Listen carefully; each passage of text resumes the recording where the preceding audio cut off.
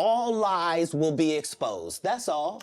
And anyone who takes that the wrong way, know why they take it the wrong way. The truth was served courtesy of comedian Katt Williams this week. The comedian who has garnered a reputation for speaking the truth against the Illuminati, regardless of the consequences, has now broken the internet yet again after he revealed a list of comedians who sold their souls for fame and fortune. On the Club Shay Shay podcast, Katt dropped bombs, evidence, named and shamed all comedians who seemed untouchable courtesy of their little secret. But who are they? Kevin Hart. In 15 years in Hollywood, no one in Hollywood has a memory of going to a sold-out Kevin Hart show. Fact or cap? Where? There's a Forbes list every year that comes out. Go back to 2007, go back to 2006. Katt Williams has never been on it. The back and forth ego feud between Kevin Hart and Katt Williams has been brooding online, offering entertainment for years now. In what seems like the older generation of comedy hating on the new generation of comedy, the feud is played out online, attracting a fan base. It all began in August 2014, when Williams made headlines with his scathing remarks about Hart and other athletes attempting comedy. He put Hart in the same category as the people who are trying their hand in comedy. During an interview with TMZ Sports, Williams was asked about the funniest athlete, and he didn't hold back. He took aim at Shaquille O'Neal, calling him a bum and suggesting that he and Russell Simmons should stay in their lanes and leave comedy to the professionals. I think that Shaq and Russell Simmons should get out of comedy and stay in their lane. They don't see us making a league of professional basketball players under 6 foot. So what qualifies these dudes because they got $100 million to come over in comedy and do Shaq's All-Star get out of here, you But it was his comments about Hart that truly ignited the feud. Williams boldly called Hart a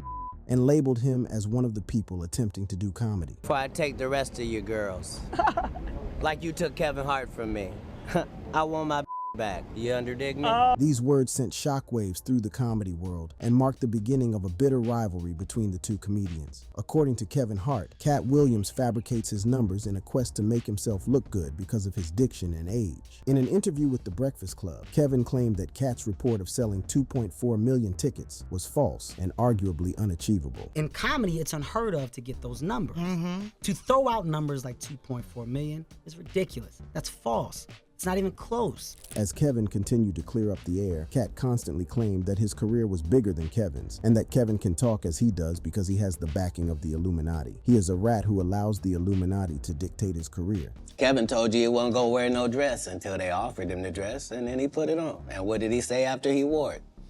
I made my own decision. Katt Williams has constantly mentioned the influence of the Illuminati on media and how they use famous people, including Kevin, to control the world with the contents of their shows, the films they star in, or the information they pass. However, Kevin still stands his own saying that has done well to get himself in a position of power and continues to hold the fort for others younger than him in the business, something that Katt didn't do when he was top of his game. I've shot over 56 specials for the up-and-coming generation of comedy.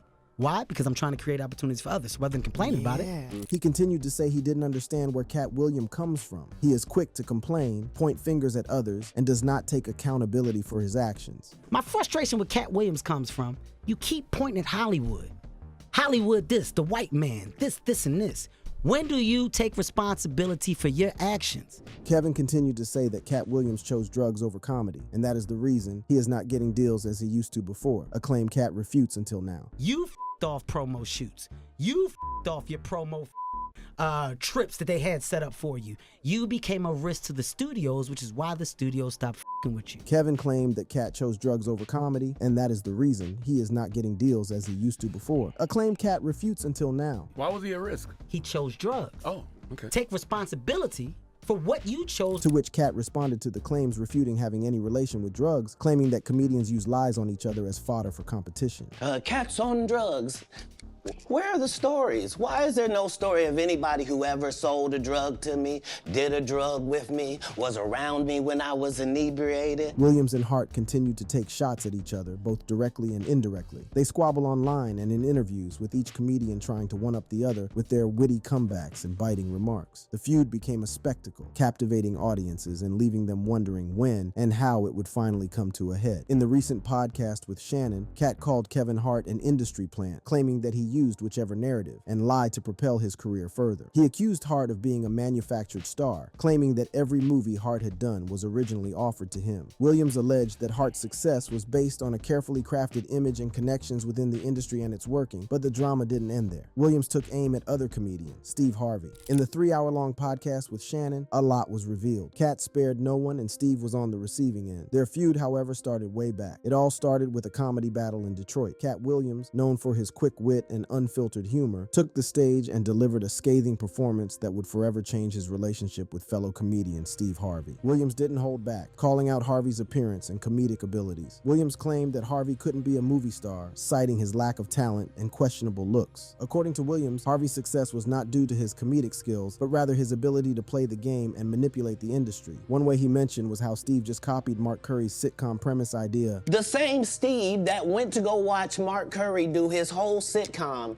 and then stole everything Mark Curry had. Now, he accused Harvey of stopping his own stand-up career after he lost in a showdown between the two in Detroit, where Williams exposed Harvey's baldness and left him humiliated, and not because he got many offers of TV shows. He stopped stand-up because he got in a comedy battle called the Championship of Stand-Up Comedy with one Katt Williams in Detroit in front of 10,000 people. He addressed Shannon for providing his platform to people to lie and claimed that Katt doesn't help the industry. He was saying this referring to Steve Harvey's homeless story. Williams criticized Harvey's rise to fame, questioning his authenticity and accusing him of rewriting his own history. He claimed that Harvey had never been homeless, despite the stories he told about his past struggles. Steve Harvey telling people he used to be homeless. That's my story. Williams alleged that Harvey's success was built on a foundation of lies and manipulation, and that he had used his connections to secure roles in Hollywood. Harvey, on the other hand, responded to Williams' accusations with a caption on Twitter, insert pic, saying, "You don't have to address your haters." He later addressed this issue in his radio show, claiming everybody had to do what they had to do to feed their families. He went on to directly address Katt on his accusations over other comedians, saying that they are all playing the same game to keep food on the table and that they have no control over the game. We don't control the system out here in Hollywood. So when you talk about people got this lucky break, or this person was a plant, or this person, he all this and that, hey man, just understand now. We are all playing this game by the same damn rules. Steve continued to address Katt Williams in response to the Mark Curry stolen sitcom premise issue during a radio show, as he was congratulating Tommy for a renewed season of Ready to Love, imitating how ridiculous it is to claim that someone can steal someone else's career just because their career lineup is identical. Hold it, Tommy. So you a comedian, you a radio host, Yes. and now you got a game show? I'm finna go on Shannon Sharp's show and accuse you of stealing my whole damn career. He insisted that he had earned his success through hard work and talent, and that Williams' allegations were nothing more than jealousy and bitterness. In a newly released motivation clip on his YouTube page, Harvey addresses Katt and his fans indirectly about when things get tough. You have to toughen up. He says he works hard, but he credits everything he has to God. Now, faith without works is dead. You gotta work. I do work extremely hard, but that don't mean I'm supposed to be this. You know what I mean? Like, people always say, man, did you always see this happening? No.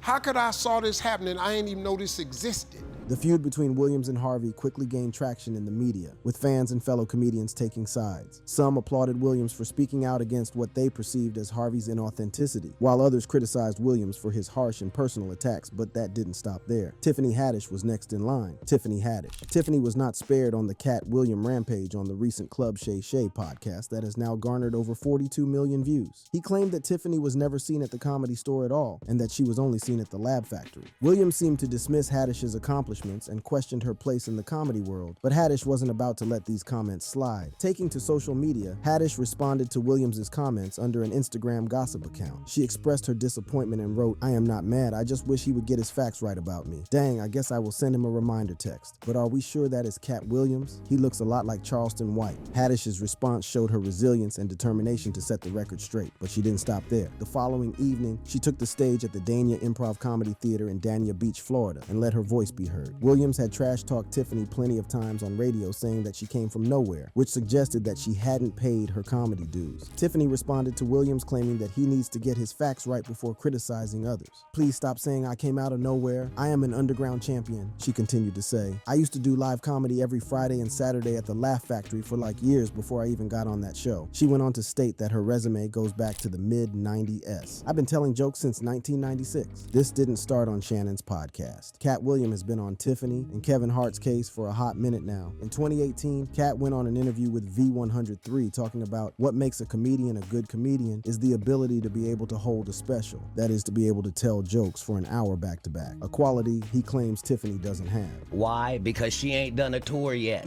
She ain't done a special. She has not proven the ability to tell jokes back-to-back for an hour to nobody. This ignited responses from Kevin Hart, who is Tiffany Haddish's mentor. He came to the rescue in the Breakfast Club Power interview to say that he doesn't appreciate Katt Williams and the lies he has on innocent people who have worked hard to prove themselves and build a powerful brand. As part of his response to Tiffany not having the ability to do a special, Kevin very passionately claimed that all these were false and that Tiffany had 2 specials already, and Katt has no basis for his attacks. She's got 2. Also, Netflix specials are not given by what you sell on the road. That's the most ridiculous shit I've ever heard in my life. Tiffany seems on the fence with all Katt's accusations from long ago. In an interview with the Breakfast Club Power, she said she believes she didn't do anything wrong to Katt Williams, and so she is not going to listen to his accusations. She said that after she started to listen to Katt Williams, she realized he didn't have his facts right, and he was responding from a third person's perspective. They obviously are hurting. And they need some. They need some love. There's something wrong with them for them to even come at me. I never did nothing to them. Is this going to be the last of Katt Williams' insights on Tiffany's career? We sure don't know. But what we know is he didn't stop at Tiffany. Cedric the Entertainer was also attacked by Katt in the viral interview. Cedric the Entertainer. The feud between Cedric the Entertainer and Katt Williams goes back in time. It all began in the late 1990s when 2 rising stars in the comedy world crossed paths. Katt Williams, known for his quick wit and edgy humor, and Cedric the Entertainer, a charismatic and seasoned performer, were both making waves in the stand-up comedy scene. Katt Williams had already gained recognition for his unique style and fearless approach to comedy. His raw talent and undeniable stage presence quickly earned him a loyal following. Meanwhile, Cedric the Entertainer had established himself as a household name, captivating audiences with his infectious energy and relatable humor. In 1998, their paths crossed when Katt Williams performed a memorable set on BET's Comic View. This performance caught the attention of Cedric the Entertainer, who happened to be in the audience that night. Little did they know that this encounter would become the catalyst for a bitter feud that would unfold years later. 2 years later, he's doing that as his last joke on the Kings of Comedy. And he's doing it verbatim. Fast forward 2 years, and both Katt Williams and Cedric the Entertainer had experienced significant career growth. Katt's popularity continued to soar, while Cedric had become a household name through his appearances on the hit comedy tour, The Original Kings of Comedy. It was during this tour that the alleged joke theft took place. Katt Williams claims that Cedric stole one of his signature jokes, a joke that had become a highlight of his performances and even featured in a commercial. On the Club Shay Shay podcast, Katt noted that Cedric lied on him, that the timelines didn't line up. When you asked him, did you steal Katt Williams' joke? Yeah. He said, it don't line up. He claimed that that joke was his best work, that it even got airtime during the commercials. It had done so well on BET's Comic View that they had made it part of the commercial. Katt Williams claimed that joke was his best work, and from then on, tension between the two comedians began to simmer as Katt Williams felt betrayed by someone he once considered a mentor and friend. The stage was set for a feud that would captivate the comedy world and leave fans wondering who was telling the truth. Katt didn't stop at that. He went on to claim that Cedric couldn't hold his fort as an entertainer, claiming he can't sing, dance, or even write jokes. We found out he can't sing, can't dance, and doesn't write jokes. He did 4 comedy specials. They're so bad, Shannon, they're not available on Netflix. Cedric came to his defense during the Golden Globe Awards, refuting Katt's claims, stating that they were all lies and he is not going to respond. People get on these blogs and they just start spewing off stuff that's not even factual. I let the fodder just go out there until I'm ready to respond to it. I am who I am. I stand on that for sure. Cedric the Entertainer added that he is not going to tolerate claims that come from Katt Williams, as his career speaks far more than just one joke that was stolen. My career can't can't be reduced to one joke Katt Williams claims is his. I've been over 40 movies. My specials and brand speaks volumes for I am, he wrote. And all that tough talk is corny AF, I'm grown ass man, and none of that's asterisk gonna go like you think. You do you and I got this over here. As the controversy rages on, the question remains, who is telling the truth? Will this feud ever be resolved, or will it continue to simmer beneath the surface? Chris Tucker. To be confident and not delusional is a real skill. Most of these confident people we see is really delusional. Katt Williams said this in the now viral interview with Shannon, referring to Chris Tucker. Williams claimed that Tucker had abandoned his comedic roots and distanced himself from his iconic character Smokey from the movie Friday. According to Williams, Tucker had become more focused on his image and reputation, distancing himself from the world of comedy and embracing a more serious persona, thus leaving comedy. We lost some great people before this movie could come out regardless. Tucker, however, denied Williams' claims and defended his career choices. Tucker stated that he had simply evolved as an artist and wanted to explore different avenues in the entertainment industry. Tucker emphasized that he had never wanted to be pigeonholed as the weed-smoking guy and that he had always been more than just a comedic actor. Katt Williams boldly claimed that the Chris Tucker we see today is not the same person who portrayed the iconic character Smokey in the cult classic Friday. Instead, Williams suggests that Tucker has transformed into what he calls Epstein Island Chris Tucker. The Chris Tucker that we got now is Epstein Island Chris Tucker, not Smokey. These allegations have left fans and colleagues in disbelief. The mere mention of Epstein's name sends shivers down our spines as his sexual crimes have been widely publicized. Epstein was charged with soliciting prostitution from a minor in Florida and running a trafficking pyramid scheme on Little St. James. He later died by suicide, awaiting by trial on charges of sex trafficking of minors. So what exactly does Katt Williams mean by Epstein? Island Chris Tucker? Williams' cryptic statement raises more questions than answers. What could he be implying about Tucker's involvement with Epstein? Is there any truth to these shocking claims? To fully understand the gravity of these allegations, let's take a closer look at Jeffrey Epstein's private island. Known as Little St. James, this secluded paradise in the United States Virgin Islands was the setting for Epstein's heinous activities. It was here that he ran a trafficking pyramid scheme, exploiting young girls and engaging in unspeakable acts. The sealed court documents related to Epstein's case revealed the names of over 170 associates, many of whom were high-profile individuals. Epstein's connections reached far and wide, and it's no secret that he had powerful friends in influential circles. Williams' claim suggests that Tucker may have had some involvement with Epstein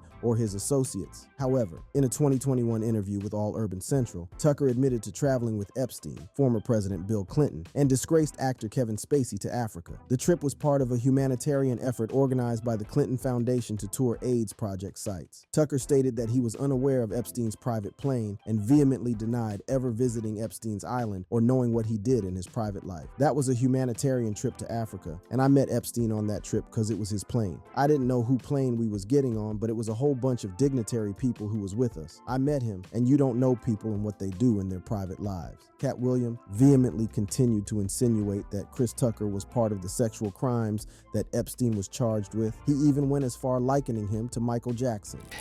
Michael Jackson's best friend. Christmas. Michael Jackson called him Christmas. It's important to note that there is no concrete evidence linking Tucker to Epstein beyond this humanitarian trip. So what exactly does Katt Williams know that we don't? Only time will tell. If you enjoyed watching this video, click on one of the boxes playing on your screen to watch more similar content.